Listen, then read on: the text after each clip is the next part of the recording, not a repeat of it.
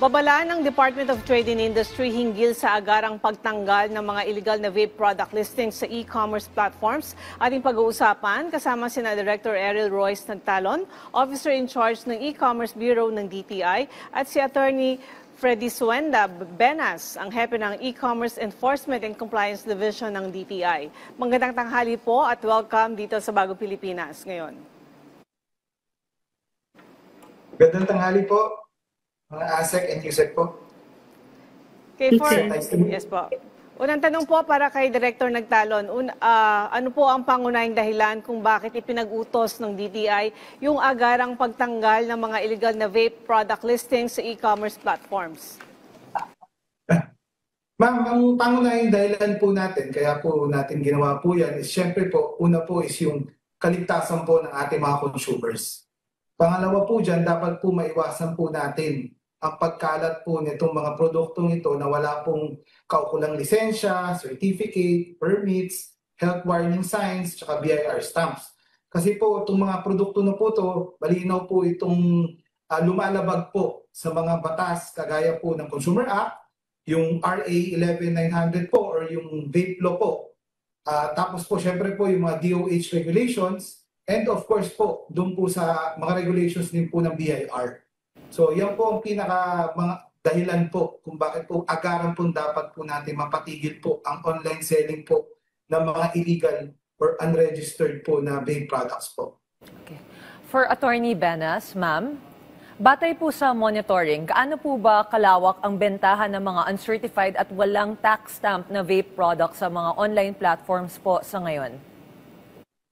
Magandang hapon, magandang tanghali po. Inaamin po natin na talamak na po talaga ang bintahan ng vape products sa online platforms. For the past 2 years, humigit kumulang 92,000 listings ng vape products ang na-monitor na ng DTI o OSMV or Office of the Mandate for Vaporized Nicotine or Non-Nicotine Products Regulations. Sa loob po ng 2 taon, marami na po tayong nahulihan na nagbebenta po ng illicit vape products, whether online or physical establishments po. Attorney, para sa inyo pa rin po, so ano po yung mga specific o particular violations na nakita sa mga merchant na ito? Unang-una po, ASEC, ang common or particular violations po ng vape products, illicit vape products, is yung walang fiscal markings or tax stamps. Pangalawa po is yung walang PS mark na in-issue po ng DTI. Tsaka pangatlo po is yung pagbebenta po ng vape products with illegal descriptors, illegal flavor descriptors, tulad po ng fruit, cartoon characters, with dessert flavor descriptors. Pinagbabawal po yon. Kay Director Nagtalon, paano naman po sir tinitiyak ng DTI na susunod yung mga e-commerce platforms sa 7-day compliance period para alisin yung mga vape product listings na ito? Meron po ba tayong monitoring para sa kanila? Yes ma'am, ongoing po yung monitoring and of course po, nag-issue naman po tayo ng compliance order po and informed naman po sila kung ano po yung ating tinutumpak po doon na kailangan po nilang tugunan po. And of course, nandun na rin po yung ating 7-day po na deadline. So, ongoing po ang ating monitoring yan. Meron po tayong spot checking, meron po tayong mga teams na ready po dyan. And of course po, if ever man po na sa kasamaang palad po is hindi po sila maka-comply po, naka-ready naman po ang ating mga legal remedies under the Consumer Act po, the Internet Transactions Act, and other trade industry laws po. Director Nagtalon, ano po ba ang magiging kaparusahan o pananagutan ng mga e-commerce platforms na hindi magtatanggal ng mga illegal na vape listings po sa kanilang sites? Ma'am, bali po, dun po under po sa Internet Transactions Act po, pwede po sila mapatawan po ng administrative fine po, no? Other remedies din po under the ating pong Internet Transaction Act, pwede po silang mailagay po sa blacklist. And of course, ma-issuean po ng takedown order po. And tapos po sa of course po, in aid po ng ating investigation po, pwede rin po tayong under po, again po, ng Internet Transaction Act po, pwede po tayong mag-issue po ng compliance order and subpoenas po para po ma-assure po natin na sumunod po sila. At yun nga po, yun po. Kay Attorney Benas po, ma'am, pwede po bang maharap sa subsidiary o solidary liability ang mga online platform kahit na yung merchants lang yung actual na nagbebenta po? Pwede po, ASEC. Under the Internet Transactions Act or ITA, mayroon po tayong provision na ang mga digital platforms or e-marketplaces are solidary liable. Ang solidary liable po sila pag halimbawa po pumayag po sila na may nagbenta na online merchant sa platform nila na yung goods po is prohibited or regulated goods. Tapos may notice na po kami or take down order sa mga platforms tapos hindi po nila sinunod. So solidary liable po sila sa mga online retailers.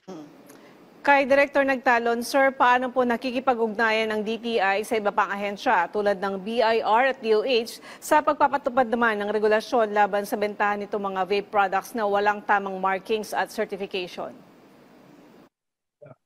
Yun po, syempre po, yan po ang pinaka-importante po, no?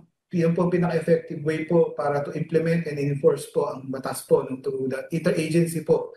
Magtulungan po ang ahensya po ng gobyerno. So we coordinate po with the DOH po para po updated po tayo sa mga health regulations, baka po may updates and all po, saka yung mga kanila pong mga request po. No? Plus po sa BIR din po, syempre po, sa kanila po yung BIR, ang mga vape products po, obligado po yan na may BIR tax stamps po. No? Tapos mayroon din po mga excise tax po yan. That's why continuous po ang ating coordination kung nagbabayad po ba ng tamang buwis sila at nagdi-declare po ba ng mga tamang shipment po dahil po yan po yung mga dokumento po na kailangan po nilang isubmit po dito sa DTI po no? Bago po sila makakapagpasok ng produkto po dito po sa ating bansa.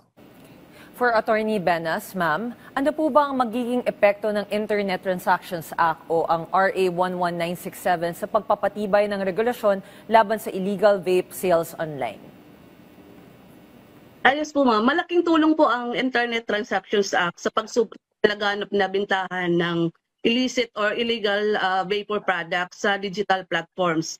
Nakalahad dito po yung mga obligasyon ng digital platforms na inatasan ng mga e-marketplaces na i-require po nila yung mga sellers nila, online sellers or online merchants na maglagay po ng hindi po magbenta ng mga illegal na produkto. Tsaka ipakita po nila, ipatupad nila ang provision ng vape law, ang mga kinakailangan po ng mga permits, licenses, at saka certifications from DTI. Dapat po ipakita po nila yan doon po nila sa kanilang platform po or online store. Director Nagtalon, paano naman po matitiyak ng DTI na hindi basta-basta makakabalik yung parehong merchant gamit lang yung ibang account o baka lumipat lang sila ng yung pinagbebentahang platform? Sir, bali po dito po sa under the Internet Transactions Act po, meron po tayong online business database po. No?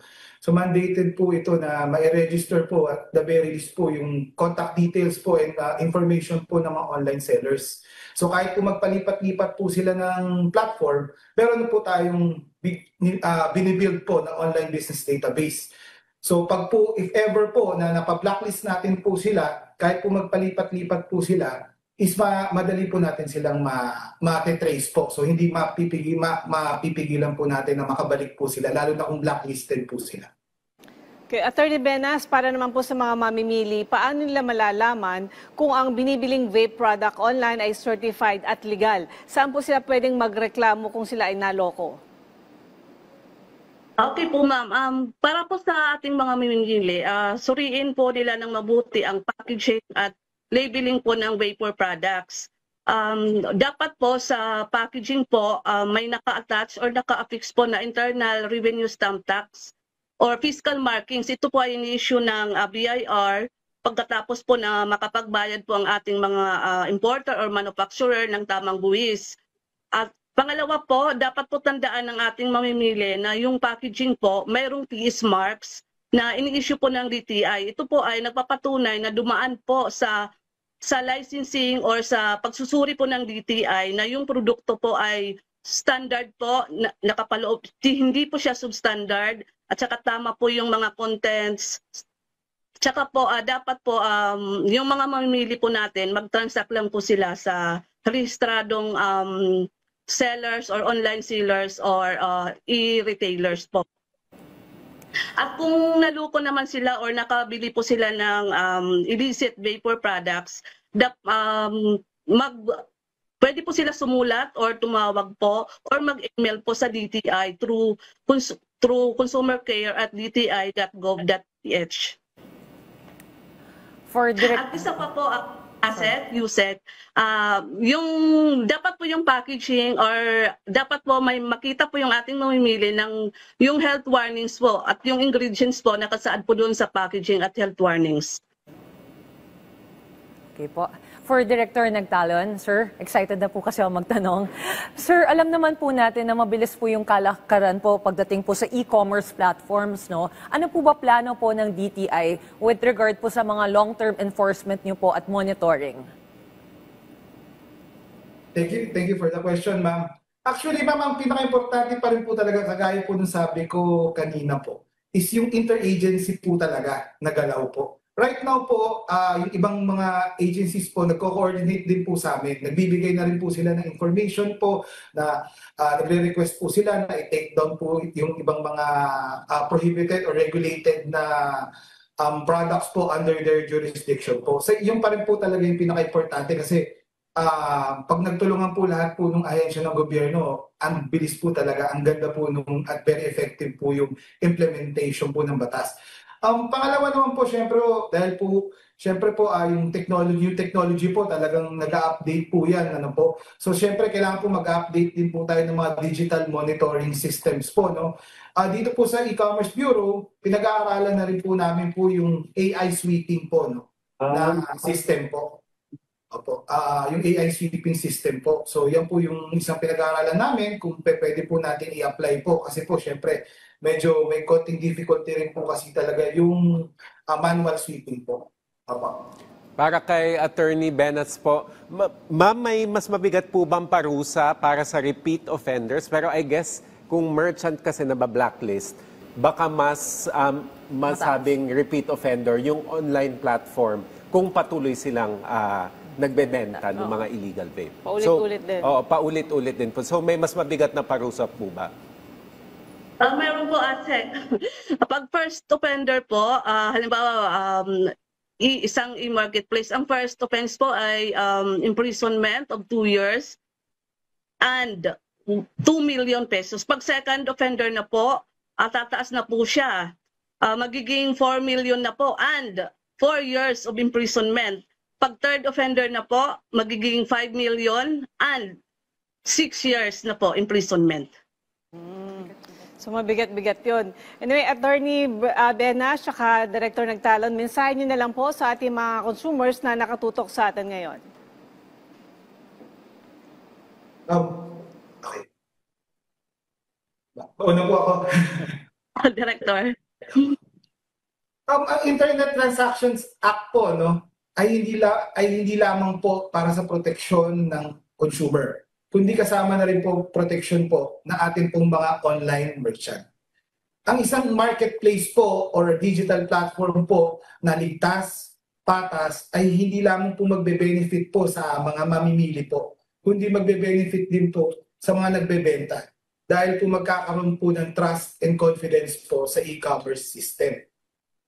Kaya po sa ating mga online merchant po, inaanyayahan po kayo at pinapaalalahanan muna po na wag po tayong magbenta ng mga regulated products without the proper certifications, license, permits, health warnings po, and BIR tax stamps and other regulations po. Sumunod po tayo sa mga regulations po. Pangalawa po, inaanyayahan ko po kayo na mag-register po sa e-commerce Philippine Trustmark po. Ito po yung digital badge po na nilaunch po ng aming bureau po na nagsasabi po na legit po kayo at voluntary po kayong nangangako po na susunod po sa lahat po ng trade and industry laws po. At kung naggagarantiya po na if ever man po na magkaroon ng problema, is meron po kayong sistema para po i-handle ang mga concerns ng inyong mga consumers po. Sa ating mga consumers naman po, maging maingat po at mapanuri po. Kung maaari po, ay doon po kayo mamili po sa meron pong e-commerce Philippine Trustmark. Kasi po yung mga may e-commerce Philippine Trustmark is meron po tayong mahahabol po if ever man po na may problema. Yun po, yun lang po, Asek and Yusek, very thankful po for having me po on the program po. Okay, Okay po, tanghali po ulit, Yusek Asek. Tapos kababayan nating mamimili po, lalo na sa online, lalo na at saka sa mga vape products or products. Mga produkto. Siguraduhin po natin ang binibili po natin online, lalo na pag vape products ay may DTI certification, stamp tax, may tamang health warnings para po maprotektahan ang ating kalusugan at maiwasan ang pagbili ng mga mapanlinlang na mga produkto po sa online. Kung sakali po kayo ay nakabili kayo or naluko kayo ng mga produktong walang tamang dokumentasyon, huwag magatubiling magreklamo sa DTI or sa OSMD or sa ECB or sa mismong online platforms na inyong pinamilhan. Pwede po rin po kayong magreklamo po sa kanila. May mga online mechanisms naman po rin sila. Sama-sama nating labanan ang illegal na bintahan ng vape at ipagtanggol ang karapatan ng bawat Pilipino. Maraming salamat po. Okay, maraming salamat po sa inyong oras. Director Ariel Royce Nagtalon, Officer in Charge ng E-Commerce Bureau ng DTI at si Attorney Freddy Suenda Benas, ang hepe ng E-Commerce Enforcement and Compliance Division ng DTI. Maraming salamat po, Yusek Asek. Maraming salamat po. Blessed day po.